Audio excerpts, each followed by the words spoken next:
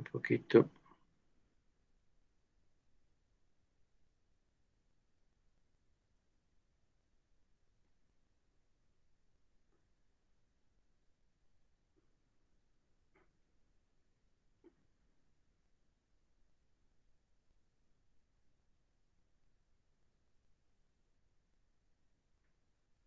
En este nos quedamos la vez pasada.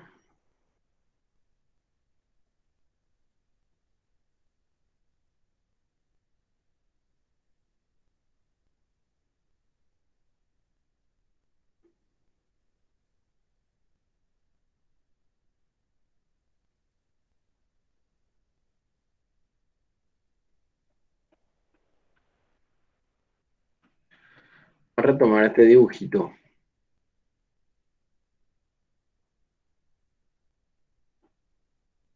Vamos a ver.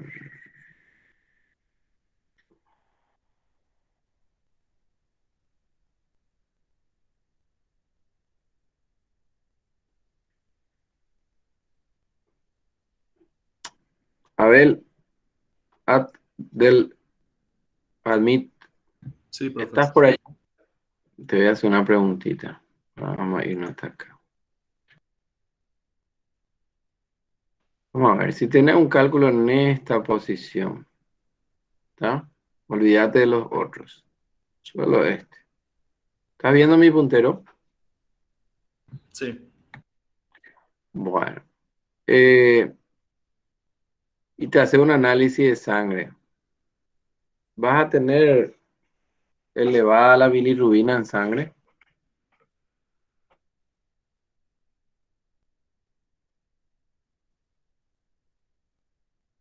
Sí. ¿Mm? Que Hola. sí, la bilirrubina va a estar elevada en sangre. ¿Con mucha seguridad o con grandes dudas? Seguridad pequeña. Pequeña.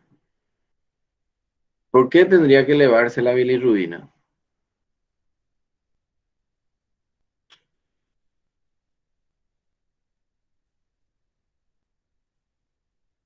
A ver, Romina, Adorno.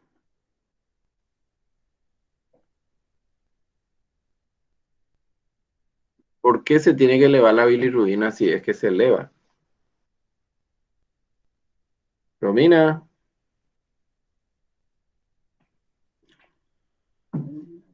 Hola, Romina, ausente. ¿Estás presente de forma virtual?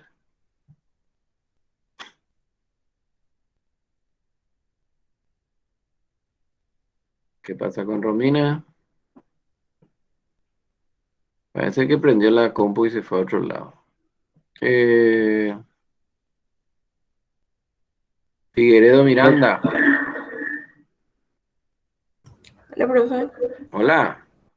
¿Cómo estás? Bien, hijo. Muy bien también, gracias. Dale, sí me explicaba un poco si la bilirrubina se eleva. Sí, es cierto. ¿Por qué se elevaría?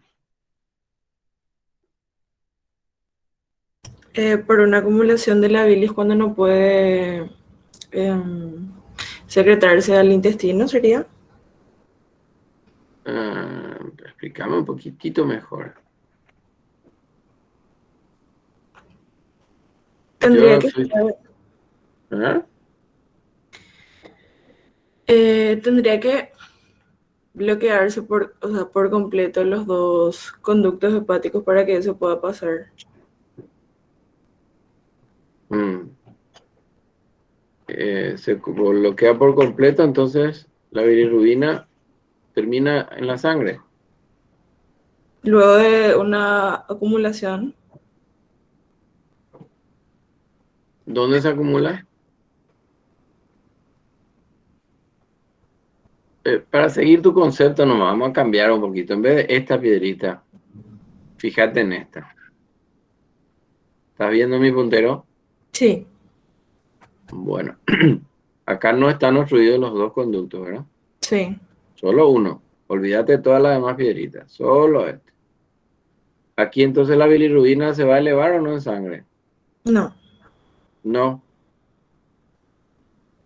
Bueno. A ver, vamos a irnos otra vez aquí. Sí, profe. Miers, Guillem, Hola, ¿quién sos? doctor. Hola, Hola, doctor. explícame un poquito algo. Ahí Romina dijo que si este calculito está acá, Sí, no se va a elevar la bilirrubina en sangre. sí se va a elevar la bilirrubina en sangre, profe, porque está, a ver, Acá, no, ahí no, o sea, va a elevarse porque está taponado uno de los, está, por ahí, no veo bien.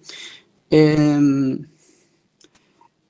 sí, se va a elevar un poco, pero no se va, o sea, va a estar elevado porque no, em, cómo te digo? No está totalmente, no está totalmente taponado el conducto biliar común, pero sí está taponado el lado izquierdo.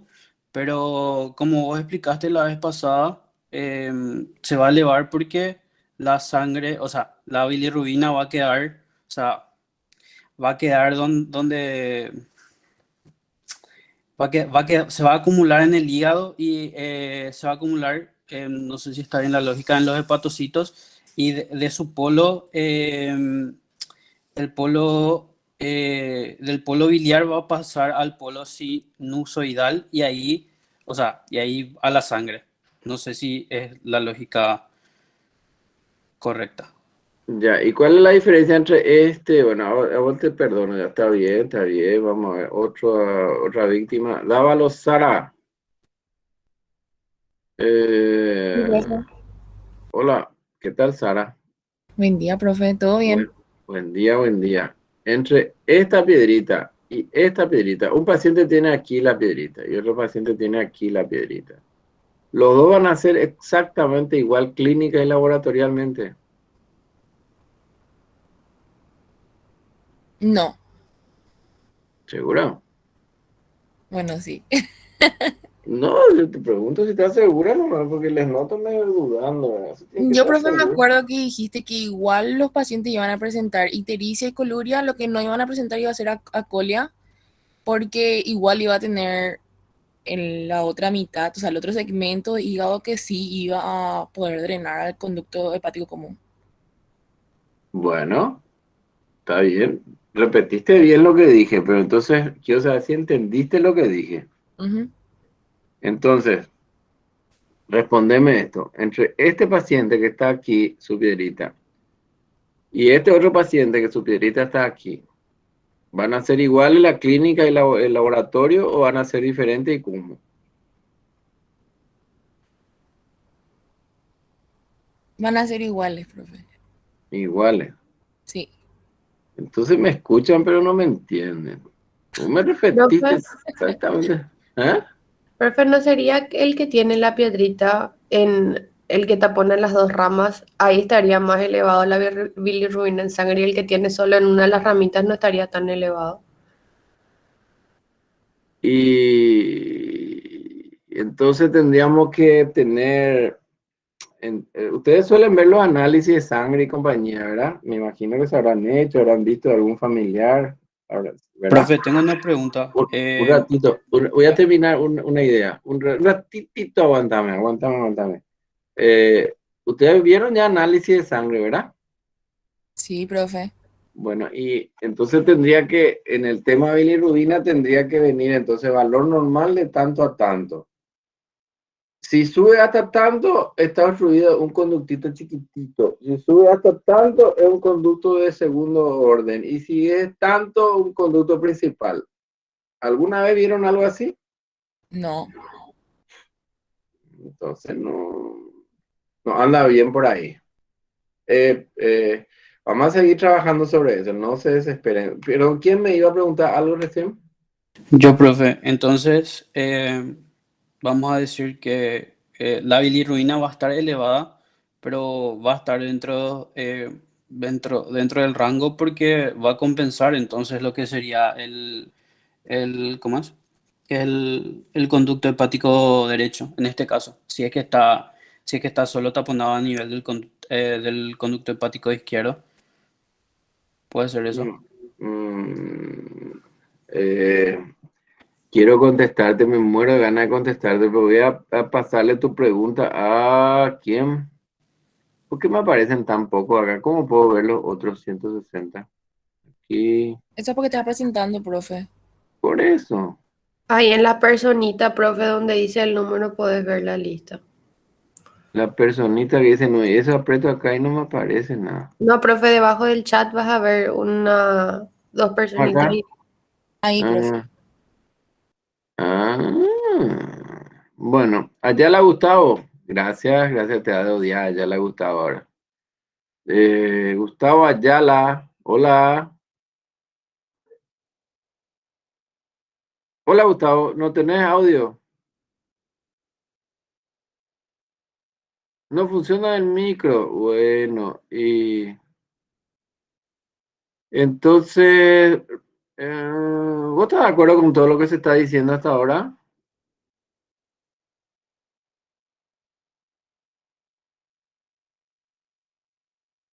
Sí. Bueno, tengo la leve impresión que a partir de ahora va a haber una epidemia, todos los micrófonos van a dejar de funcionar. Patricia Ibarra, buen día. Hola, ¿desapareció? Hijo, abandonó la reunión apenas le señalé. Robin Kennedy. Hola Robin, Hola, profe. ¿cómo andamos? Bien, bien. Está lindo el día, ¿verdad? Sí, agradable. ¿Verdad que sí? Está lindo, hay que dar gracias. Eh, Voy a volver a mi imagen donde me fui.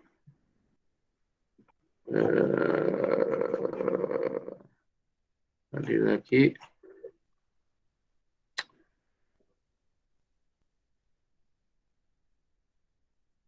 Me fui. Perdónenme, pero no puedo volver a mi... Acá está.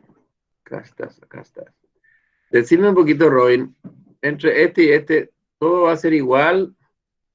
Un paciente tiene aquí, otro paciente tiene aquí. Su clínica y su laboratorio van a ser iguales.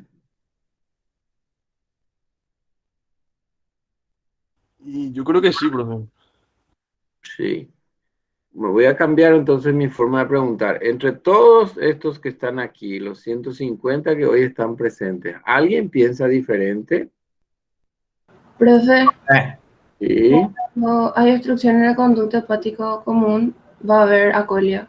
Y cuando está obstruido solamente un conducto hepático, va a haber, o sea, no va a haber acolia, pero en ambos va a estar elevado la bilirrubina. Ujú. Sí, está bien. ¿Y la bilirrubina va a variar en cantidad según esté en uno o en otro? Ay, Dios mío, no puedo volver a mi PowerPoint. Qué difícil que es la tecnología para los viejos. No, acá tampoco. A ver, Y Profe, si pasa minimizas, la pantalla completa. si minimizo, dejo de compartir de una vez por todas. Igual no me aparece.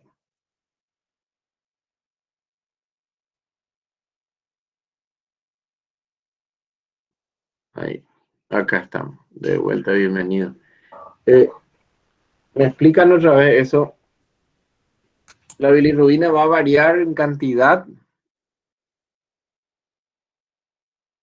Puede ser que no, pero sí en la clínica se va a manifestar distinto, ¿Cómo sería eso? porque como, digamos, como el conducto, porque como en uno el conducto hepático está común, digamos que la bilirrubina no va a poder pasar al intestino y las heces van a aparecer sin color, o sea, sin el color que les caracteriza. Y como en el caso de arriba, como está obstruido un solo conducto hepático, y el otro está, digamos que bien, entonces se podría decir que va a estar igual elevado la bilirrubina, pero las heces van a tener un color normal, pero sin embargo la orina va a estar oscura. ¿Puede ser así? ¿Y la materia fecal? Va a estar normal ahí. Va a estar normal. Muy bien. Muy bien. Sí, va por ahí la cosa. Va por ahí. Me interesa mucho que no avancemos hasta que estos conceptos queden claros. Voy a cambiar mi puntero un ratito. Ah, no tengo que presentar para eso. Acá. Ahí estamos. Pluma, pluma, pluma. A ver, vamos a suponer este conductito que está aquí. Se separa otra vez. Se divide en dos otra vez. Este sector que está acá, si se obstruye aquí, acá está obstruido. ¿Puede drenar en este de acá? Sí, puede, Sí, doctor. ¿Y puede drenar en este de acá? También. ¿Y puede drenar en este de acá? no. ¿Mm? También puede drenar en esa ahí, profe. También puede. Bueno. No, no puede, chicos. Hablamos nosotros en nuestra clase, la primera que hablamos, hicimos un repaso de anatomía, histología y todo lo demás. Hablamos de que los sectores en el hígado están separados. ¿Se acuerdan? Dijimos que dentro de un segmento sí podía haber una cierta migración entre, pero de un segmento a otro ya no. ¿Ok? Menos todavía de un lóbulo al otro y menos de un hígado al otro, ¿verdad? Eh, Justamente ahí se explica y se entiende lo que estamos hablando, ¿verdad? Si hubiese comunicación, vamos, esta piedrita que está aquí, esta piedrita que está aquí. Si hubiese comunicación entre todos los segmentos del hígado, esta bilirrubina se va a drenar acá, ¿verdad? ¿Es correcto? Sí, profe, si hubiese comunicación, sí. Si hubiese comunicación. Entonces ahí, ¿habría o no acolia? No, profe, No. Pero tampoco. ¿hay acolia?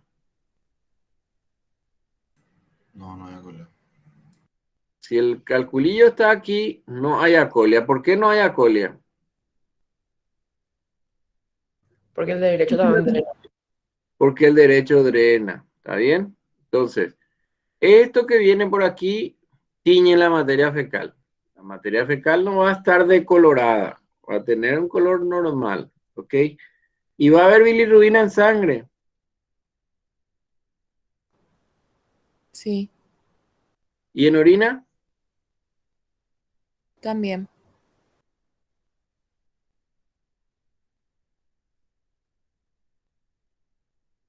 Hola. Sí, profe. Sí hay en sangre, hay en orina. ¿Está? Si la bilirrubina consigue pasar a la sangre, el paciente se pone amarillo. ¿Está? Diferentes tonalidades según la cantidad de bilirrubina que pasa a la sangre.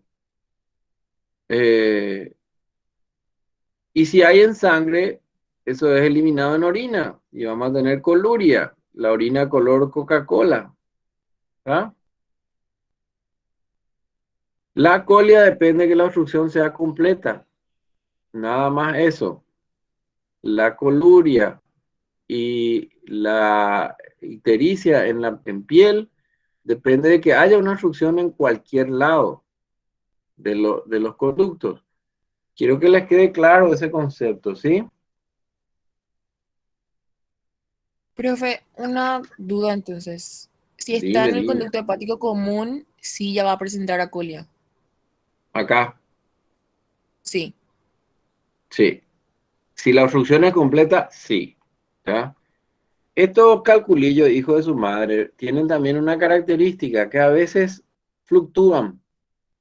No me pregunten exactamente cómo, pero a veces estos cálculos consiguen moverse, obstruyen, taponan, no sé si porque aumenta la presión, pero a veces la bilirrubina, perdón, la bilis consigue pasar, se desobstruye ligeramente, después se obstruye más completamente, ¿verdad?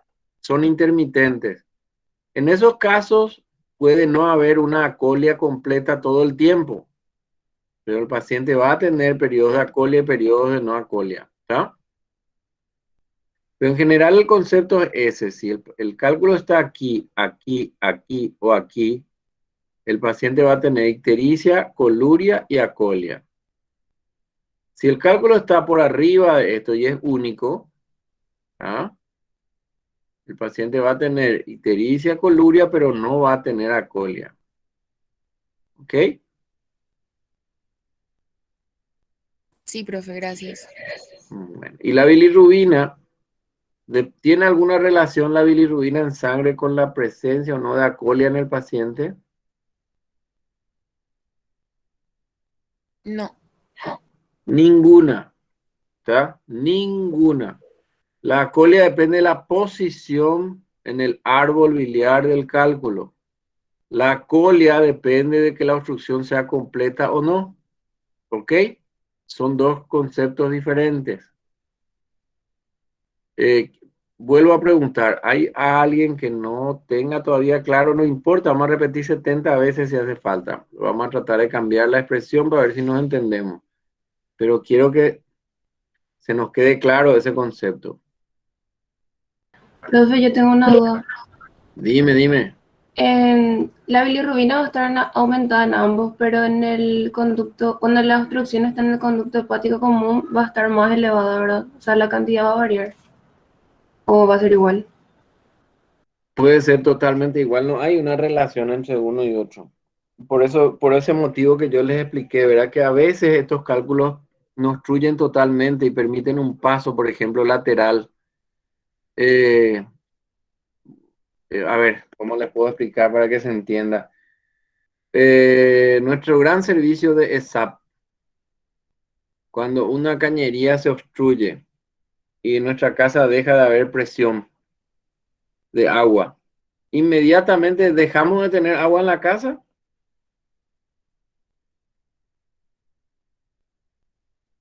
No, doctor. No, ¿verdad? O sea, la obstrucción raramente es de golpe completa al 100%. El cálculo puede obstruir en gran porcentaje, pero puede dejar un pequeño paso de bilis hacia el tubo digestivo. En ese caso, a lo mejor no va a haber una colia completa, pero sí va a haber una ictericia, ¿me entienden?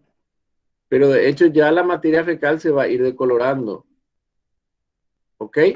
El paciente va a notar una diferencia porque ese no solamente es un tema de color, es un tema de consistencia, es un tema de olor, ¿verdad? En la materia tiene más grasa, ¿verdad? Tiene un olor característico y se vuelven más claras, más blanquecinas. A ese proceso se le llama acolia, ¿ok? Y en todos estos casos siempre la bilirrubina va a ir a la sangre, porque como acá hay un aumento de la presión intracanalicular de las vías biliares intrahepáticas, los hepatocitos cambian su polaridad y van a seguir secretando bilis, pero esa bilis en vez de ir al polo biliar va a ir al polo vascular. Entonces vamos a tener bilirrubina en sangre. El paciente se va a poner amarillo en diferentes tonalidades, ¿ah? Diferentes, digamos, intensidades de amarillo. Una vez que hay bilirrubina en sangre, eso se elimina por orina. Entonces tenemos coluria, ¿ok? ¿Está el concepto claro? ¿Ayudé en algo o confundí más? Sí, profe, gracias. Ok. Bueno, vuelvo a preguntar. ¿Queda claro el concepto?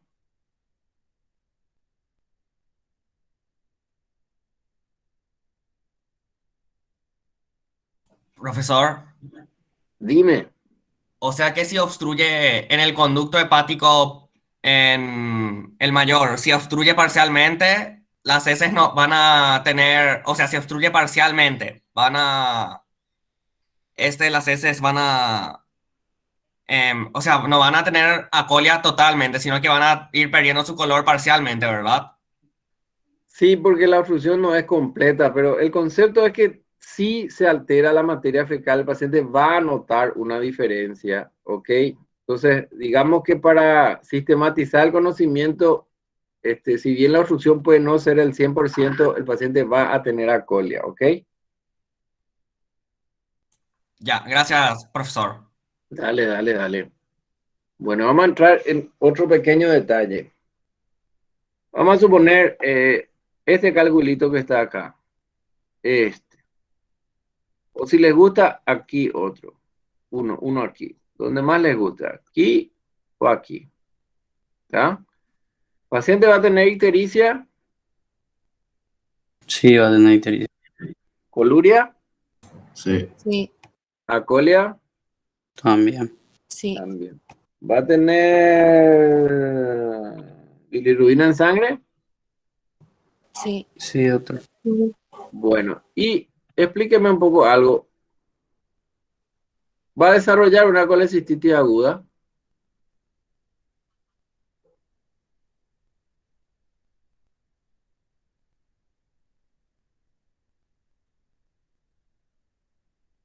Silencio total.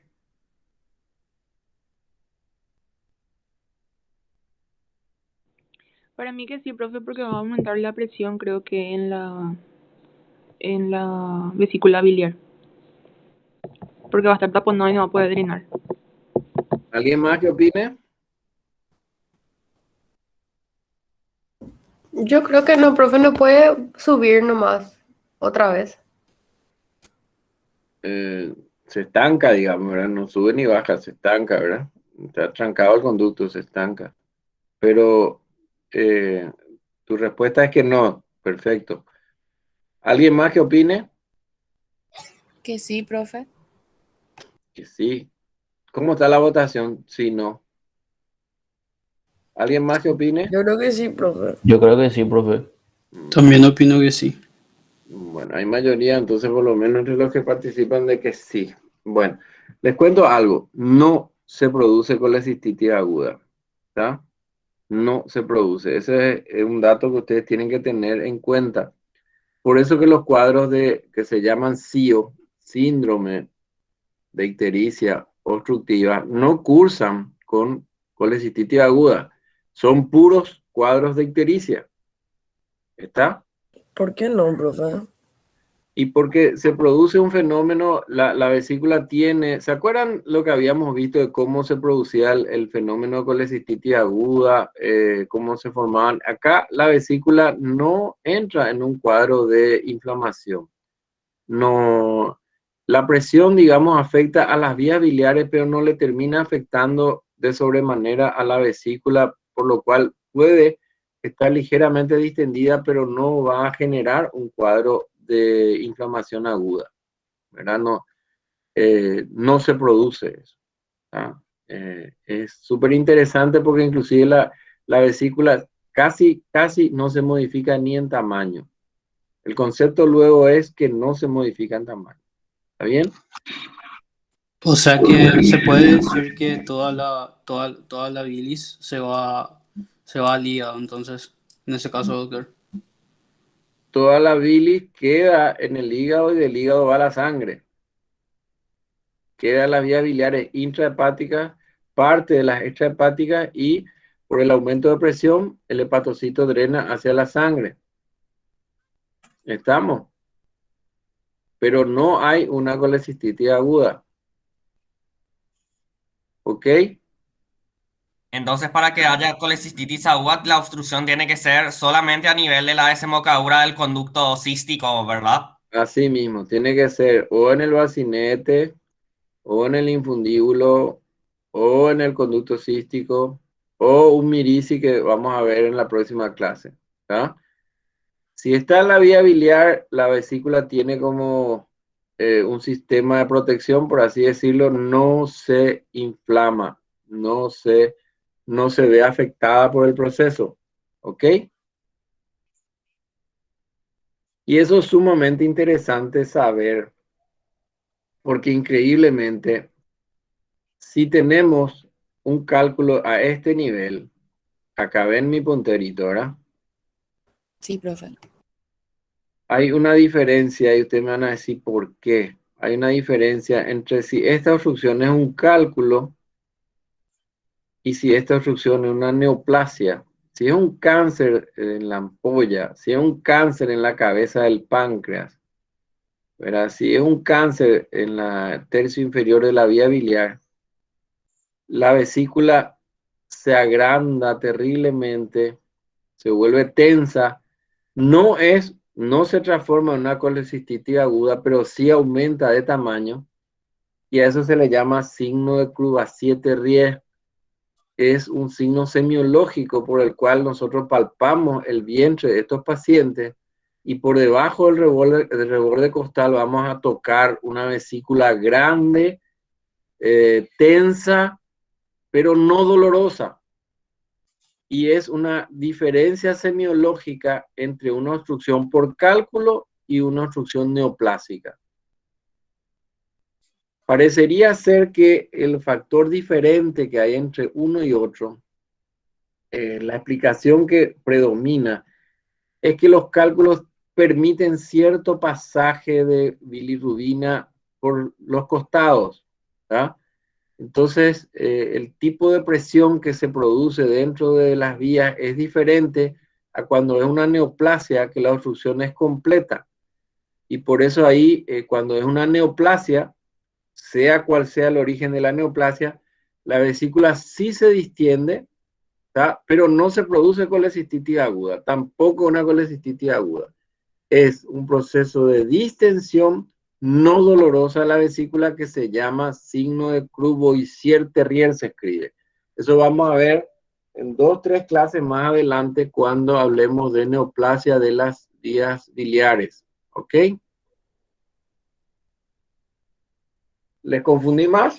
Profe, y el que tiene colecistitis aguda, por ejemplo, también se va a agrandar la vesícula. Sí, también. Pero ahí el proceso es diferente. Mira, se Pero agranda no va a la tener vesícula. fiebre, ¿verdad?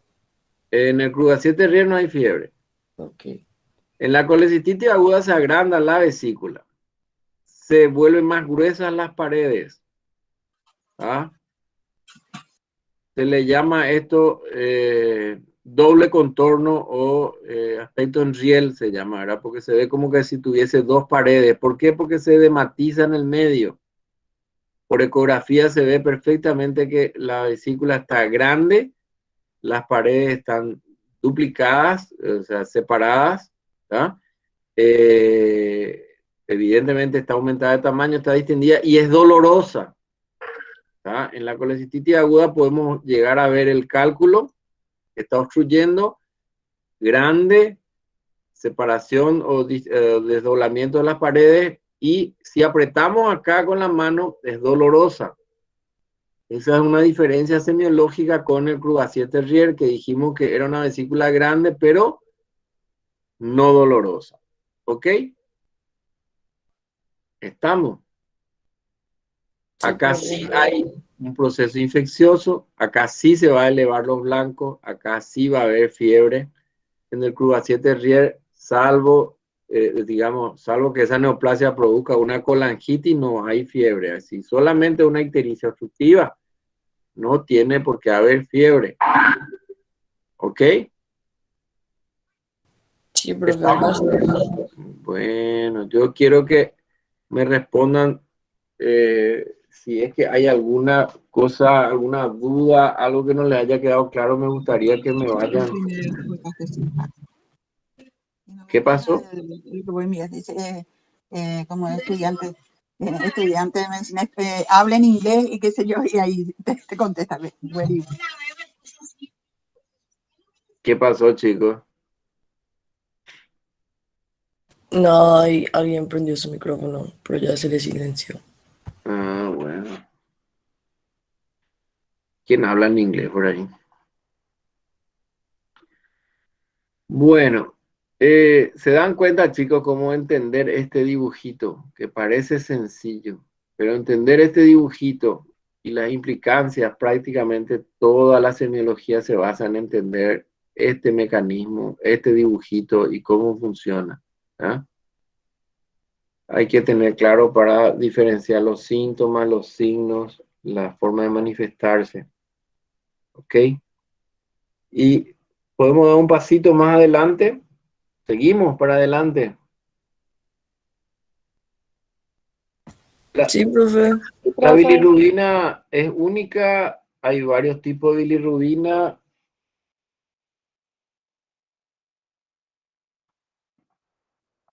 Directa, indirecta, profe. Directa o indirecta. Está bien. En los casos de ictericia obstructiva, se elevan las dos, la directa, la indirecta, solo una. Si así fuese, ¿cuál de ellas es la que se eleva? Las dos, profe. Las dos. A ver, ¿alguien más que opine? ¿No es la indirecta, profe? ¿Perdón? La Repetir. indirecta. La indirecta. ¿Cuál es tu pregunta? Si no es esa la que se eleva. La indirecta. Yo le estoy preguntando a Sí. ustedes. Yo le voy a Y responder no dentro de un depende ratito. de la obstrucción. Repetí otra vez, no te entendí. No depende del lugar de la obstrucción. ¿Cómo sería eso?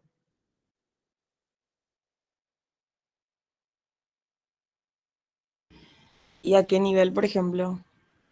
O sea, depende del Así nivel de... si se obstruye a cierto nivel, se eleva la bilirrubina directa y si se eleva a otro nivel, se eleva la indirecta. Eso es lo que me estás diciendo. Sí. No tanto, no tanto, no tanto. ¿Alguien más que La directa aclare? no, ¿Eh? la directa nomás no aumenta. ¿Y la indirecta por qué no se aumenta? Porque la indirecta tiene que ver más con el rompimiento de los glóbulos rojos. Muy bien. ¿Tu nombre y apellido? Brian, Brian, muy bien. Ese es el concepto. La bilirrubina, vamos a empezar. La indirecta corresponde a procesos de hemólisis. ¿Tá? Indirecta corresponde a procesos de hemólisis. O sea, quiere decir ruptura de glóbulos rojos. Se ve en procesos en los cuales la persona va perdiendo, se va anemizando, ya sea por problemas del bazo, que van destruyendo glóbulos rojos, entonces la bilirrubina indirecta se eleva. Y en los casos de obstrucción biliar, aquí la que se eleva es la directa. La directa corresponde a procesos de obstrucción. ¿Está bien? ¿Cómo cuesta escribir así? ¿No? Bueno, entonces directa corresponde a obstrucción, indirecta es hemólisis. ¿Ok? Entonces, si tenemos un cuadro obstructivo, sea donde sea, ¿cuál bilirrubina se va a elevar? La directa. La directa, excelente. La indirecta no tiene por qué elevarse. ¿Mm? La indirecta no tiene por qué elevarse. En realidad en medicina nunca hay 100%. Cuando los cuadros obstructivos son muy severos, las obstrucciones son muy importantes. Se ve que la indirecta a veces acompaña ligeramente a la directa, apenas se eleva, ¿verdad? Por un efecto rebote. Pero el concepto que les tiene que quedar claro es que el que manda, el que determina, el que se manifiesta como una obstrucción de vías biliares es la bilirrubina de tipo directa. Cuando se eleva la indirecta, estamos hablando de un proceso hemolítico, de destrucción de glóbulos rojos. ¿Ok? ¿Está claro eso?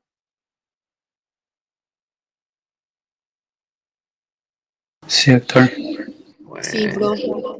Bueno. Y alguien que me quiera ayudar un poquitito más. Si hay una obstrucción de la vía biliar, ¿ustedes saben de algún otro elemento que se eleva también en sangre? Podamos medir como si pedimos un análisis, un laboratorio, ¿qué más podemos rastrear? Amilasa pancreática puede ser. Amilasa pancreática. Vos misma dijiste el nombre. Amilasa pancreática se elevaría cuando hay un problema en dónde. Y ya en las papilas, ahí donde está abajo Muy la bien. piedrita, cuando ya Entonces, obstruye si todo. la amilasa se eleva, estamos hablando de que también está sufriendo el páncreas, ¿verdad? Estaría aquí abajo. Es Cierto. un indicador de que la obstrucción es muy baja. Es un indicador indirecto, pero digamos, no tiene estrictamente un valor semiológico para la vía biliar. Lo que nos está indicando que sufre es el conducto pancreático, ¿verdad? Esta parte es la que está obstruida, por eso que se eleva la amilasa. ¿Ok? Es más, si tenemos un tumor a este nivel, una obstrucción o una ruptura de la vía pancreática, vamos a tener elevación de la amilasa, pero no vamos a tener elevación de la bilirrubina. ¿Ok? Entonces la amilasa es un indicador, cuando tenemos una ictericia obstructiva, la amilasa es un indicador de que la obstrucción está bien baja y también obstruye a la vía pancreática. Pero la amilasa sola no indica nada de la vía biliar, indica problemas en la vía pancreática. Y no pueden ser enzimas de la vesícula. La fosfatasa alcalina no es, profe. Encima de Colesterol la... puede ser, Quiero profe. entender, me quedé en offside ahí. ¿Quién dijo? ¿Qué dijo? ¿No pueden ser encima de la vesícula? ¿Qué? No entendí. Y no pueden ser otras enzimas nomás, que no sea ¿Cuáles? la... ¿Cuáles? Esa es mi pregunta. Sí, sí, ¿cuáles? ¿Cuáles? No sé Apunto. cuál es. Las hepáticas, ¿Y cuáles serían? Qué espectacular. ¿Cuáles G, O, serían? T La GOT, y GP, la GOT de... y GPT. GOT y GPT. ¿Qué marca la GOT y la GPT? transaminasa y trans... Las dos son transaminasas. ¿Marcan qué cosa? Lesión en el hepatocito no sería. Lesión en el hepatocito. ¿Tá? Entonces, en una etapa inicial de una obstrucción, vamos a suponer que este sea nuestro cálculo que estamos discutiendo. En una etapa inicial va a haber bilirrubina directa elevada y el hepatocito va a estar sano. Va a empezar a mandar la bilis hacia el polo vascular. No va a haber lisis de hepatocito. La GOT y la GPT en primera instancia no tendrían por qué elevarse. ¿Tá? Ahora, si hay una obstrucción muy severa, hay que ser sinceros, si hay una obstrucción muy severa de larga data, puede haber un toque también de las transaminasas, pero muy leve. O sea, muy distinto a un cuadro de destrucción de lisis de hepatocito como sería una hepatitis, por ejemplo, donde sí las transaminasas se elevan en forma brutal. Acá, si es que hubiese una elevación de la transaminasa, va a ser muy pequeña. O no existen o muy pequeña. ¿Está bien? Las transaminasas son indicadores de lisis, de destrucción de hepatocitos, no de obstrucción. Son de destrucción. ¿Cuál sería otra enzima que podríamos rastrear? Fosfatasa alcalina no es, profe. Fosfatasa alcalina, excelente. ¿Fosfatasa ácida o alcalina? Alcalina. Alcalina.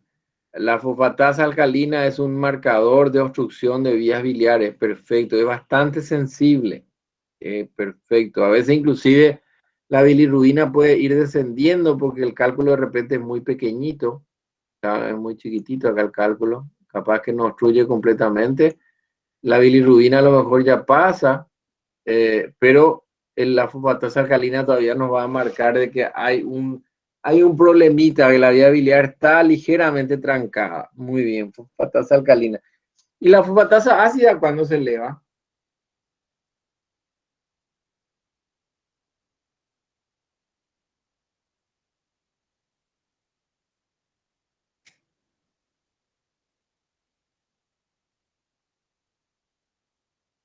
Hola. No puede ser cuando es más crónico nomás ya. O sea, cuando pasa mucho tiempo. ¿O no? De mucho tiempo que cuando nos volvemos viejos. No, no hay la enfermedad. Cuando se Profe, vuelve ese no era crónico. de otra parte del cuerpo. ¿De qué parte? No era algo de las gonas o algo así. No, no recuerdo. Próstata. Ah, sí, sí. Próstata, problema prostático. Vos que sos varón, acordate que algún día vas a tener esa palabra en tu boca. Vas a medir tu fosfatasa ácida y vas a rogar al cielo de que no esté elevado. ¿Ah? Entonces, fosfatasa ácida tiene que ver con problemas prostáticos. Fosfatasa alcalina tiene que ver con problemas de vías biliares. Está muy bien. Discúlpenme que les vaya haciendo este jaque, pero es importante que ustedes vayan diferenciando una cosa de la otra, ¿verdad? Porque ahí es donde vienen las confusiones mentales. Discúlpenme si a alguno le va a caer medio pesado, ¿verdad? Pero a propósito trato de ponerles una situación y otra porque si no después se confunden, ¿verdad? Y entonces bilirrubina, fosfatasa y transaminasa. Hay otros valores que vamos a ver en la próxima clase cuando hablemos exclusivamente de ictericia obstructiva. Vamos a quedarnos con eso. ¿Ok? Vamos a quedarnos con eso. Y a ver, había una preguntita que les iba a hacer. Se me fue. Vamos a borrar esto de acá. Bueno, perdón. ¿Hay alguna pregunta sobre esto? ¿Podemos avanzar?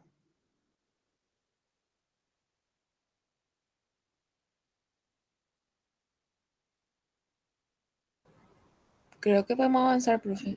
Podemos avanzar. Entonces, una última vez. Aquí, este calculito. Una última vez. Este calculito que está acá. Por favor, en coro, respóndanme. ¿El paciente va a tener bilirrubina en sangre? Sí. Sí. Sí. ¿En orina? Sí. ¿La bilirrubina indirecta va a estar elevada? No. No. ¿Fosfatasa alcalina? Sí. Sí, puede ser. ¿Va a tener acolia? No.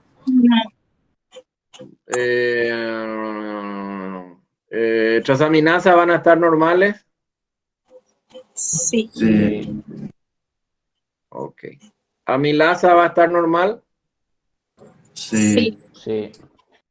Bueno, ¿les queda claro eso, chicos? Estamos sintonizando. Sí, profe. Yo les sugeriría que, en serio, tómense, en algún momento tómense entre dos compañeros, aunque sea en forma virtual, pregúntense y piensen en variantes para ver si es que cómo están elevadas los valores, ¿verdad? Entrénense en eso para tener esa idea de ese mapa mental de qué es lo que está pasando acá, ¿verdad? Bueno, entonces estamos bastante bien. Con la angitis aguda vamos a depurar este concepto una clase posterior, pero ya esto ya habíamos visto la vez pasada, dijimos que la colangitis era un proceso en el cual un paciente con una ictericia obstructiva hacía una infección de la vía biliar. Esto está obstruido y además se infecta, ¿ok?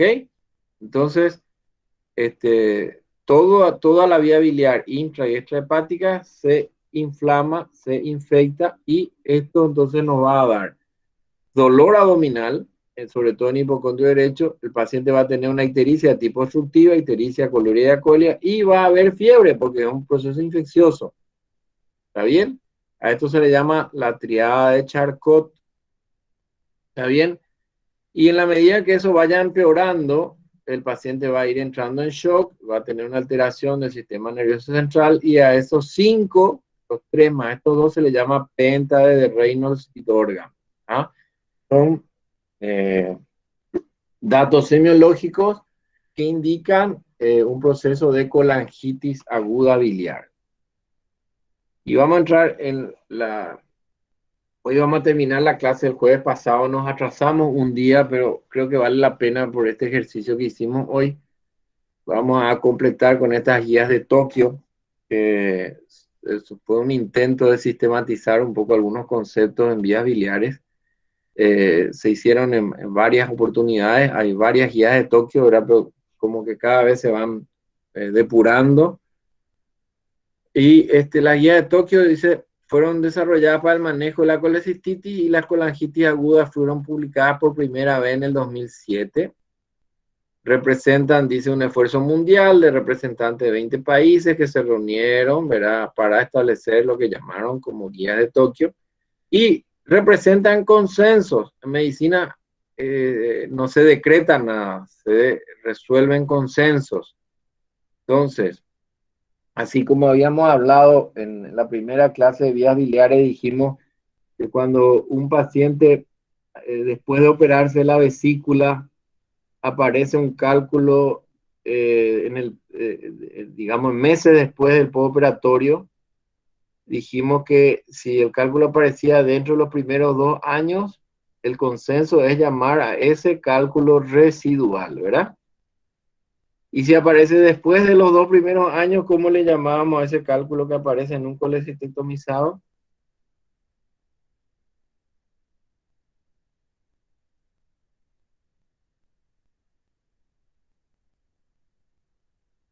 Me quedé solo.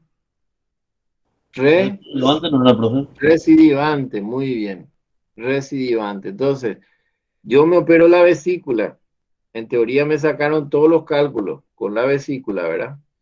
Si de aquí a unos meses yo tengo una litiasis en vías biliares, se le llama cálculo residual, quiere decir que sobró uno por ahí. El cirujano no vio, no, estaba silencioso, quedó olvidado, se le llama residual.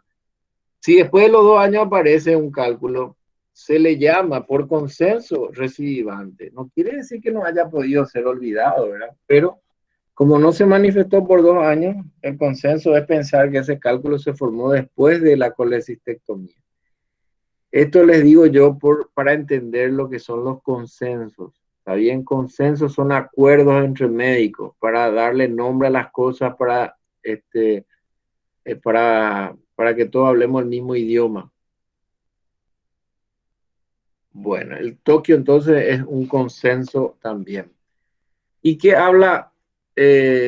Tokio se basa en el concepto fisiopatológico de una colecistitis aguda. Primero, que el cálculo biliar es la causa principal de colecistitis aguda. Puede haber otros, ¿verdad? Pero en general los cálculos biliares son la causa principal a nivel mundial de aparición de colecistitis aguda. El proceso es una obstrucción de la vesícula biliar, ya sea en el cuello o en el conducto cístico por un cálculo, ¿verdad? Y los factores que determinan que una obstrucción vaya hacia una colecistitis aguda es el grado de obstrucción y la duración de la obstrucción. ¿Ustedes se acuerdan que hablamos de la duración de la obstrucción? ¿Se acuerdan qué pasaba si la obstrucción era menor a 6 horas?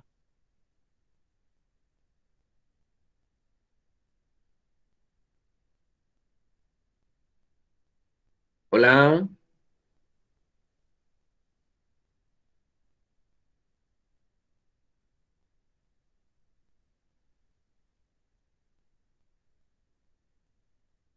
¿Me quedé solo? No, doctor. Yo por lo menos no me acuerdo. No. Y serían 6 horas, creo que era alcohólico. Acá está. Si la piedrita viene acá, obstruye, pero después de un X tiempo, menos de 6 horas, esto se relaja y la piedrita vuelve a su posición de descanso aquí. Este proceso que tuvo el paciente se le llama Cólico biliar. cólico biliar. ¿Está bien? Y es la obstrucción intermitente de la vía de salida de la vesícula. ¿Genera un cuadro inflamatorio?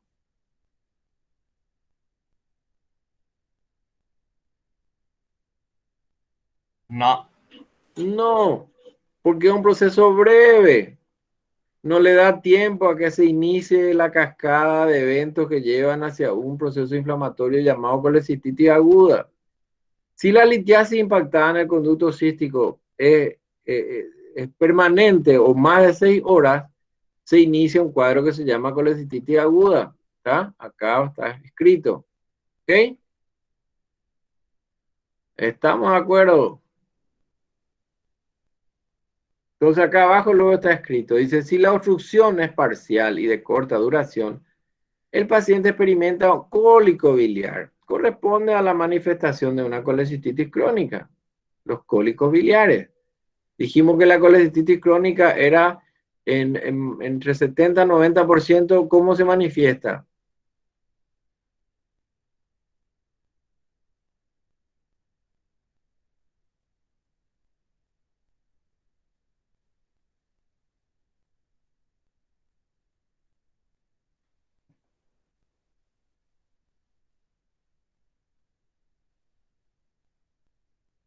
Asintomática, por favor. Asintomática. Muy bien. ¿Vos sos? Catalina. Catalina, Catalina. Catalina, muy bien. La mayor parte de las colecistitis crónicas son asintomáticas. Y cuando da síntomas, el síntoma más común, ¿cuál es? Dolor en el hipocondrio derecho. ¿Cómo se llama eso?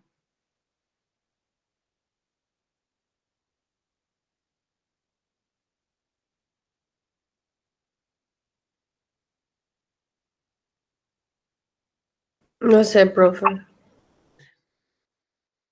Seguro. No sería el cólico biliar, profe. Acá le estoy escribiendo. Usted no ve mi pantalla. Así grandote le hago. Cólico. ¿Ah? Cólico. No. Me preocupa que no les quede claro todavía ese concepto, ¿eh? Vuelvo acá. Si la obstrucción es intermitente, de corta duración, produjo un dolor, solo dolor, no hay un cuadro infeccioso inflamatorio, eso le llama un cólico. La vesícula se contrae, no puede vaciarse porque está obstruido, duele, hay dolor tipo cólico, a eso se le llama cólico biliar. Si la obstrucción se cede y la piedrita vuelve a su posición de reposo, eso fue un cólico y es muy común en personas con cálculos en vesícula. ¿Está bien?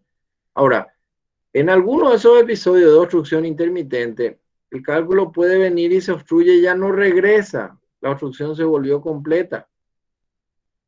Ese paciente va a pasar las 6 horas, va a seguir obstruido y esto va a iniciar la cascada de eventos de falta, el retorno venoso, etcétera, etcétera. Esto va a aumentar de tamaño, va a aumentar la pululación bacteriana dentro de la vesícula. Esto va a ir aumentando cada vez más de tamaño, se va a volver dolorosa, el paciente va a tener un cuadro infeccioso, fiebre, glóbulo blanco elevado, y a eso se le llama colecistitis aguda. ¿Está bien? Estamos, chicos. Sí, profe. ¿Seguro? Sí, profe. Bueno, acá, segunda opción, entonces, si la obstrucción es completa y de larga duración, el paciente desarrolla colecistitis aguda. Estas dos frasecitas, por favor, memoricen, hagan como recen, no sé, peguen en su almohada. Si la obstrucción es parcial y de corta duración, el paciente experimenta cólico biliar, corresponde a colecistitis crónica. Si la obstrucción es completa y de larga duración, el paciente desarrolla colecistitis aguda. ¿Ok? Concepto fundamental de diferenciar una colecistitis crónica de una aguda, un cólico de una aguda. ¿Ah? Acá vemos entonces cuando el cálculo se impacta en el infundíbulo, en la salida de la vesícula, la pared se vuelve edematosa, la vesícula aumenta de tamaño, ¿tá? La presión aumenta, aparece aumenta la población bacteriana, porque ya, digamos, no puede drenarse libremente, y esto va a ir a una colecistitis aguda. En el 2013, la guía de Tokio, consenso de Tokio, vuelve a definir de la siguiente forma. Le caracteriza 3 tipos de signos A, B y C. Signos A son signos locales, signo de Murphy y 2, masa, dolor, hipersensibilidad en el hipocondrio derecho. ¿Qué es el signo de Murphy? ¿Alguien sabe qué es el signo de Murphy? Signo semiológico de Murphy.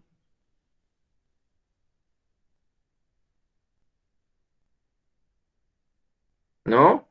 es Bueno, cuando signo uno inspira de manera ¿Perdón? profunda, no es cuando uno inspira de manera profunda y siente dolor en la zona. Esa es la traducción, sí, perfecto. El signo de Murphy en realidad es un signo exploratorio, pero es exactamente la traducción de lo que vos estás diciendo, ¿verdad? El signo de Murphy es cuando el paciente está acostado, ¿verdad? Y yo le palpo el hipocondrio derecho, presiono el hipocondrio derecho y lo que estoy haciendo es presionar la vesícula biliar y causa dolor. Siento una masa, una zona, un empastamiento en ese nivel y al presionar siento dolor. Sobre todo se busca este signo de Murphy, se busca la siguiente forma. Generalmente se pone la mano presionando un poco por debajo del reborde costal. ¿Tá? Acá se pone la mano y se le pide al paciente que haga una inspiración profunda. Cuando respira, el diafragma hace descender al hígado y la vesícula choca contra nuestra mano y a eso se le llama signo de Murphy, semiológico. ¿Tá? Entonces el paciente empieza una inspiración profunda, está respirando y de repente se detiene. ¿Por qué? Porque le dolió. Al inspirar, la vesícula chocó contra nuestra mano que estaba aquí y paró la respiración. Se le llama signo de Murphy. A veces se presiona y se consigue obtener dolor en el paciente, también se le llama signo de Murphy. Y cuando el ecografista mira la vesícula, está mirando acá con el traductor y presiona encima de la vesícula y aparece dolor, se le llama Murphy ecográfico. ¿Está? En este caso estamos hablando del Murphy semiológico que yo busco y encuentro dolor a la compresión en hipocondrio derecho. Entonces, signos locales de inflamación, signo de Murphy, masa, dolor, hipersensibilidad en el hipocondrio derecho. Signo B sería fiebre por arriba de 38 grados, elevación de la proteína C reactiva y leucocitosis por arriba de 10.000. Y signo C serían signos ecográficos. El signo de Murphy ecográfico, pared de la vesícula biliar por encima de los 4 milímetros, aumento del tamaño de la vesícula biliar, si se ve o no una piedra fija que no cambia de posición, y líquido perivesicular que serían las paredes engrosadas y con ligeramente líquido alrededor de la misma. ¿Está bien? Estos 5 serían posibilidades que puede encontrar el ecografista. Según Tokio, para poder decir que una persona tiene colecistitis aguda, tiene que tener una sospecha diagnóstica cuando tiene un criterio A más un criterio B. Uno de estos más uno de estos. ¿Está bien? Y el diagnóstico definitivo de colecistitis aguda es un criterio A más un criterio B más un criterio C. ¿Se tiene claro eso?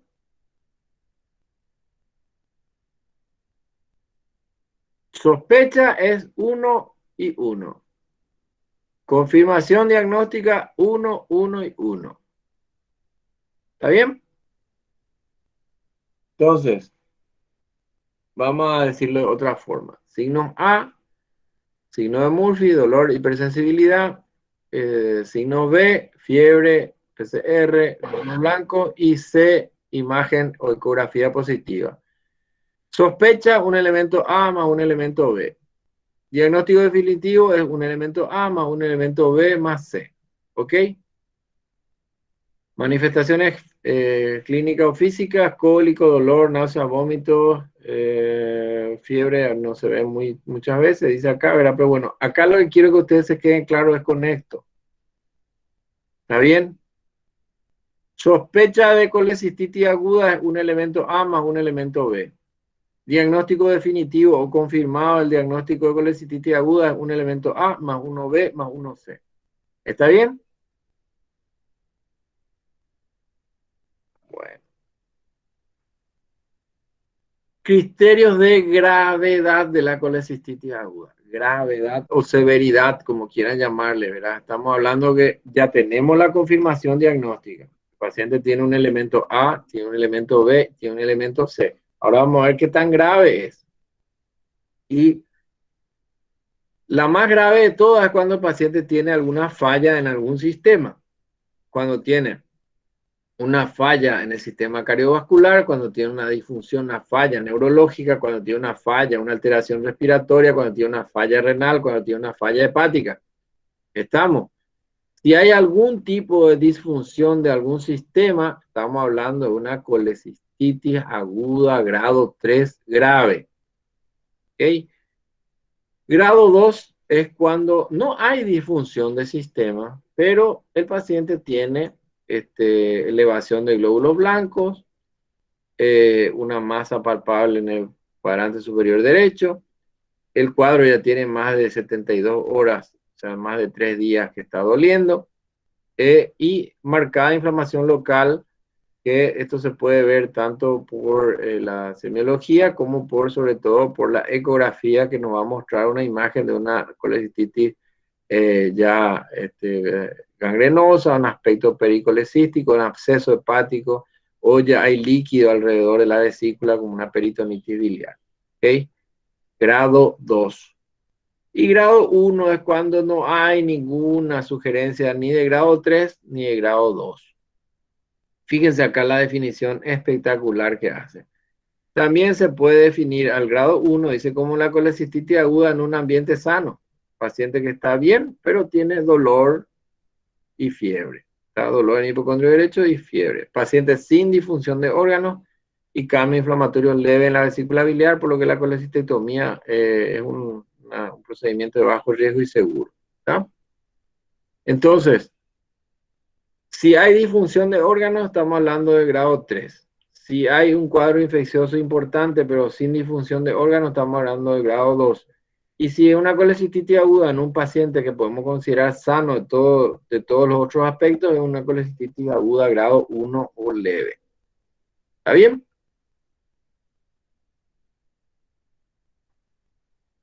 Sí, profe. Acá tenemos lo mismo, explicado de otra forma. Grado 1, entonces dijimos que un paciente relativamente tranquilo, solamente con una colecistitis aguda. El grado 2, cuando ya hay un cuadro infeccioso más importante, mayor duración del cuadro, y un grado 3 cuando ya aparece alguna alteración de los sistemas. Acá lo mismo, diferente forma de mostrar lo mismo. En el 2010, Tokio también habla de predictores de coledocolitiasis. ¿Qué es la coledocolitiasis?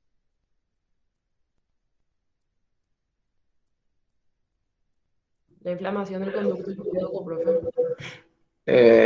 Respondeme con toda rigurosidad científica. ¿Qué es la coledocolitiasis?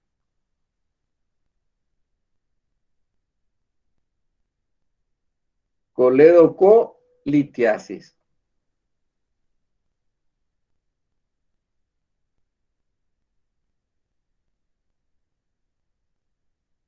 La presencia de cálculos en el conducto colédoco.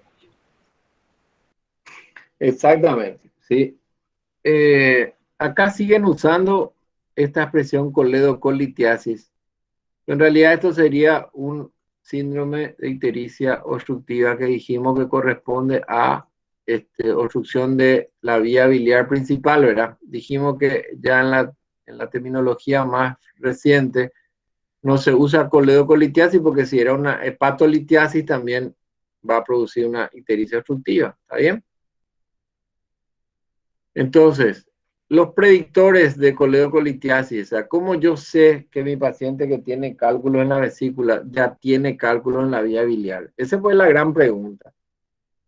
Vamos a suponer que un familiar de ustedes se va a hacer una ecografía y el ecografista dice tiene piedra en la vesícula. La primera gran angustia que les viene a ustedes en la mente es, ¿será que alguna de estas piedritas ya pasó a la vía biliar? ¿Ah? Aunque el paciente no esté ictérico, puede haber piedritas silenciosas en la vía biliar principal. Entonces mi pregunta es, ¿será que el paciente tiene una litiasis en la vía biliar, aunque todavía no se manifestó como una ictericia obstructiva? Entonces en el 2010 la gente de Tokio habla de predictores de coledocolitiasis. ¿Está bien? Predictores moderados serían exámenes bioquímicos hepáticos anormales diferentes a la bilirrubina. ¿Cuáles dijimos que eran estos? Diferente a la bilirrubina. Dijimos uno nosotros, entre nosotros, ¿verdad? Fosfatasa alcalina. Fosfatasa alcalina. Hay otro que vamos a hablar en la próxima clase, que es una transaminasa también, que es la gamma GT, ¿verdad? Pero vamos a dejar eso ahí en suspenso. Pero entonces, alteración de la fosfatasa alcalina y la gamma GT, diferente a la bilirrubina, marca como un predictor moderado. Clínica de pancreatitis, lo que dijo nuestra compañera, ¿verdad? Si tiene dolor pancreático, si tiene también amilasa elevada, habla de que está con una pancreatitis de tipo biliar. Evidentemente, si tiene una pancreatitis de tipo biliar, probablemente la vía biliar está con alguna presencia de cálculo. Y la edad de 55 años o más corresponde también a una alta posibilidad de que tenga cálculos ya en la vía biliar. Entonces serían predictores moderados. Moderados. Predictores fuertes sería dilatación del conducto biliar por la ecografía mayor a 6 milímetros. Paciente con vesícula, todavía no fue operado. Nivel de bilirrubina arriba de 1.8. Arriba de 1.8 bilirrubina directa, mayor de 1.8, es un predictor fuerte de litiasis en la vía biliar. Y predictor muy fuerte sería cuando el ecografista ve el cálculo. ¿Se acuerdan que dijimos que no siempre se veía el cálculo en ecografía? El cálculo de la vía biliar, no estábamos hablando de cálculo en vesícula, cálculo en la vía biliar. Dijimos que la sensibilidad y la especificidad de la ecografía bajaba muchísimo. Entonces, pero si el ecografista ve ese cálculo, es un predictor muy fuerte de que probablemente exista ese cálculo si el ecografista ve. Si hay clínica de colangitis, ¿cuál era la clínica de colangitis? A ver, alguien que me diga, clínica de colangitis.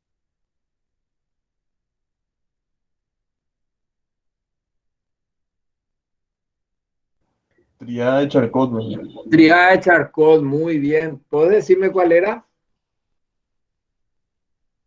Fiebre. Fiebre, muy bien. Dolor abdominal e ictericia también. Muy bien, dolor en hipocondrio derecho, dolor abdominal en el hipocondrio derecho, fiebre con escalofrío y el síndrome de ictericia obstructiva. Esa es la triada de Charcot, muy bien. Y bilirrubina por arriba de 4, también sería ya un predictor muy fuerte. ¿Estamos? Entonces, cuando tenemos marcadores elevados diferentes a la bilirrubina, clínica de pancreatitis de edad mayor de 55 años, pensamos que el paciente puede tener cálculos, pero es un predictor moderado. Predictor fuerte, entonces, es cuando el ecografista no ve el cálculo, pero ve una vía biliar mayor a 6 milímetros. Y el nivel de bilirrubina está por encima de 1.8, pero no sobrepasa los 4. ¿Por qué? Porque si sobrepasa los 4 ya se considera un predictor muy fuerte. Y como predictor muy fuerte, bilirrubina mayor de 4, clínica tipo de Charcot y cálculos visibles en el colédoco en ecografía. Estamos, chicos, estamos siguiendo esto. Mira, me salí acá.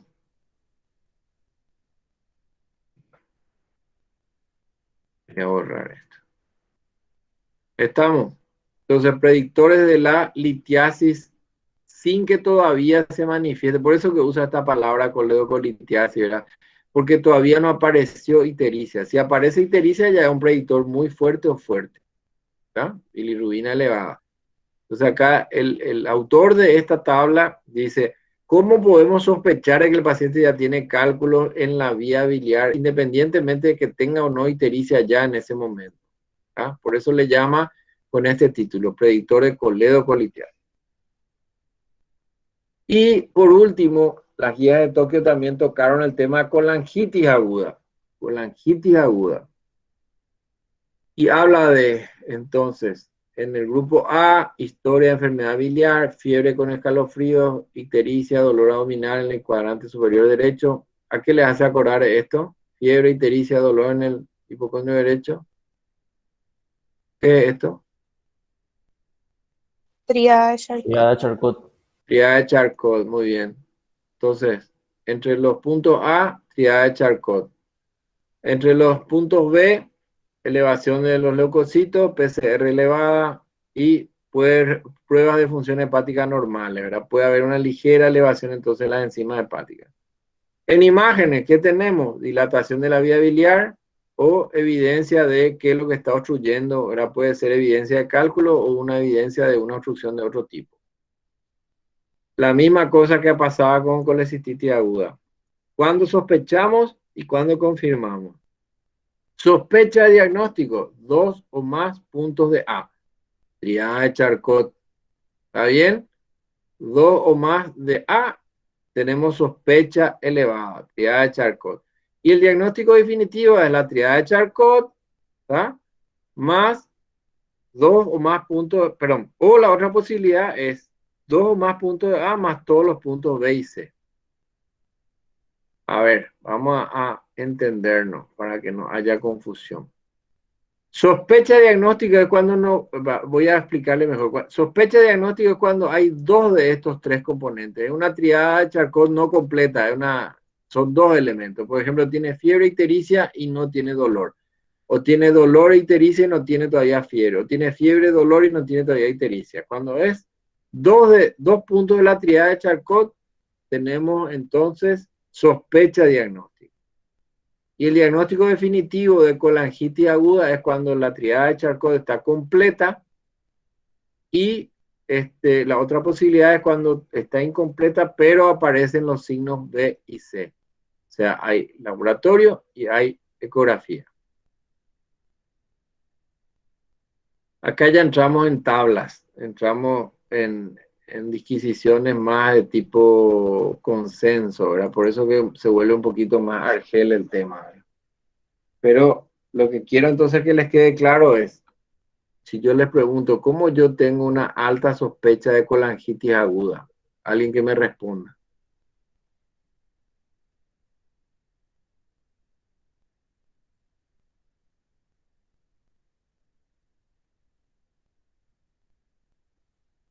Hola.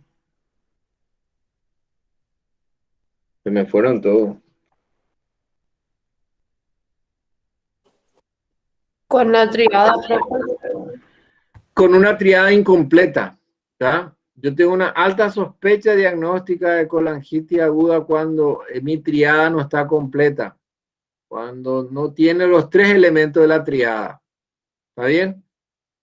Y cuando yo digo sí es una colangitis aguda, cuando mi triada está completa, ¿tá? Es una posibilidad. O cuando mi triada sigue estando incompleta, pero a eso se le suma laboratorio alterado o ecografía que muestra obstrucción. ¿Está bien? ¿Se entendió ahora? Sí, profe. Sí, profe. Bueno. Entonces, criterio de gravedad.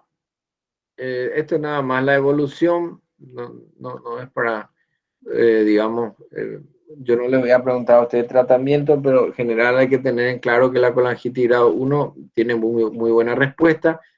La colangitis grado 2, evidentemente, tiene una respuesta más difícil. Y la colangitis grado 3 generalmente va al óbito.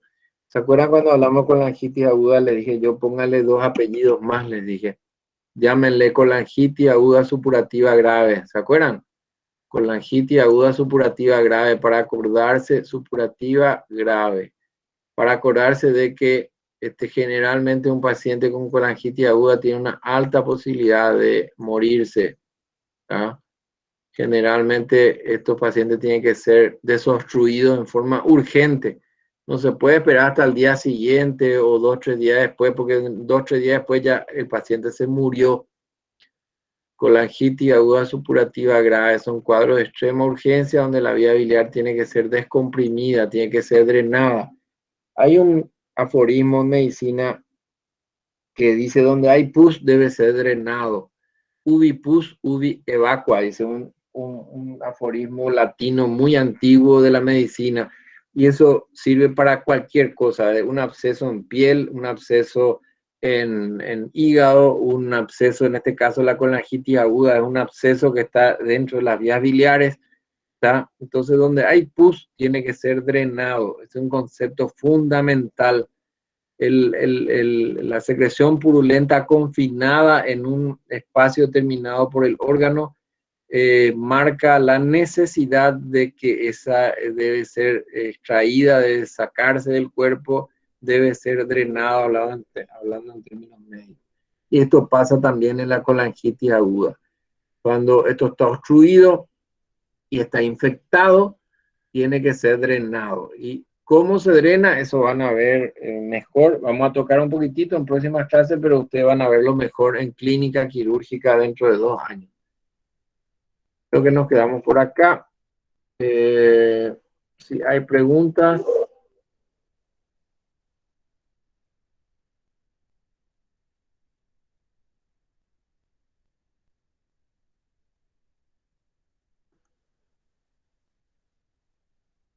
Ahí Carmen Frete ya se fue. Che. ¿Cómo están, chicos? ¿Cómo les fue el tema hoy? ¿Más denso?